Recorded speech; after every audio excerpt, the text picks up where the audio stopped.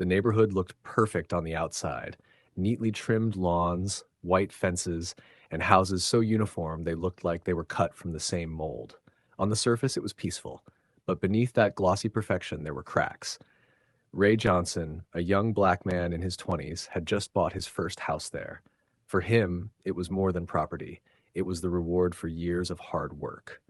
Calm, respectful, and full of quiet confidence, Ray fit in quickly. Neighbors liked him. He waved at kids, helped the elderly with groceries, and always offered a smile.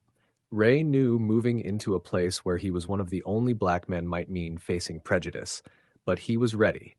He wasn't ashamed of who he was. He was proud, grounded, and determined to live freely. Then, one morning, came a heavy knock at his door. Ray opened it to find two uniformed officers standing tall, stern expressions on their faces. And behind them, arms crossed, lips curled into a smug smile, stood a woman he had seen before but never really spoken to. Her name was Lucy.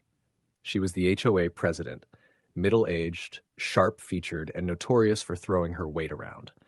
What Ray didn't know until then was how deep her dislike for him ran. From the day he moved in, she'd been finding ways to make his life difficult. Absurd fines for grass too tall, trash bins left out, even shutters the wrong shade. None of it stuck, but Lucy's intent was clear. She didn't want him there.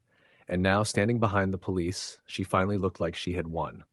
"Mr. Johnson," one officer said, "we've received a report of theft." Ray frowned. "Theft? From who?" Lucy stepped forward, voice dripping with venom. "From me. Jewelry, handbags, even my garden tools have been disappearing, and I think we both know who's responsible." Ray stared at her. "That's ridiculous. I haven't stolen a thing." The officers didn't argue. "Ref, we'll need to search your property." Ray could have resisted. He could have shouted, but instead, he stayed calm. "Go ahead. I have nothing to hide." Minutes later, gasps rippled through the backyard. Behind Ray's shed, scattered like planted seeds, lay Lucy's missing belongings: a silver wristwatch, a pearl necklace, her leather handbag, a tablet, even gardening tools. Lucy's smug grin widened. "See? I told you he was trouble. He doesn't belong here." Ray's chest tightened. "This isn't mine. I was framed."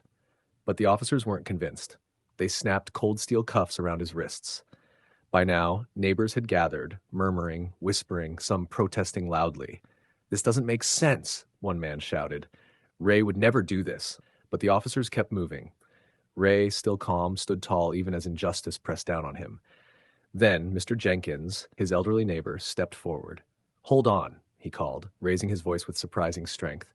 "I've got cameras on my property. They cover the street and part of Ray's yard. If anyone planted those things, I've got it on tape." Lucy froze. Her smirk vanished. "You can't," she snapped. "HOA rules forbid cameras. It's against the law. You can't use that footage." The officers ignored her. They followed Jenkins inside. Neighbors crowded around the windows as the footage played. And there it was. At 2 a.m., Lucy's own son Matthew appeared on screen. He crept through the shadows with a bag in hand, slipping into Ray's yard. One by one, he planted the items: the watch, the necklace, the handbag, the tablet, the tools, before hurrying back toward his mother's house. The crowd outside erupted. "I knew it," someone shouted. "She set him up," cried another. "All this time it was her." The officers immediately removed Ray's cuffs. Their tone changed, sharp and decisive. "Where's your son, Mrs. Lucy?" Lucy's face drained of color. He has nothing to do with this," she stammered. But it was too late. The officers marched straight to Lucy's house. Minutes later, they returned with Matthew in cuffs. His head hung low, his voice trembling as the crowd pressed closer. "Mom," he muttered, his voice cracking, "I told you this was a bad idea. You made me do it. I didn't want to." Gasps echoed. Neighbors turned to Lucy, faces filled with anger and disgust. "You used your own son for this?" one woman shouted. "All because you didn't like who Ray is?" a man added. "You should be ashamed, Lucy," another neighbor spat.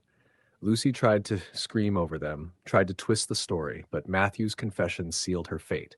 He admitted everything. His mother forced him to frame Ray so the police would arrest him and the neighborhood would finally turn against him. The officers didn't hesitate. Lucy was arrested on the spot for conspiracy and filing false police reports. Matthew faced charges for trespassing and evidence tampering. The smug, feared HOA president was led away in handcuffs, her power gone in an instant.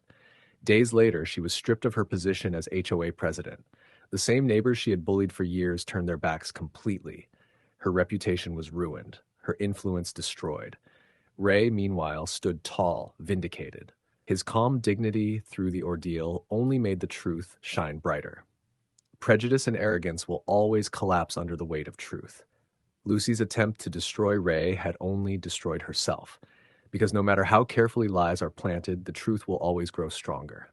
If you found this story powerful, don't forget to hit that subscribe button and turn on notifications, because I've got more stories just like this coming your way.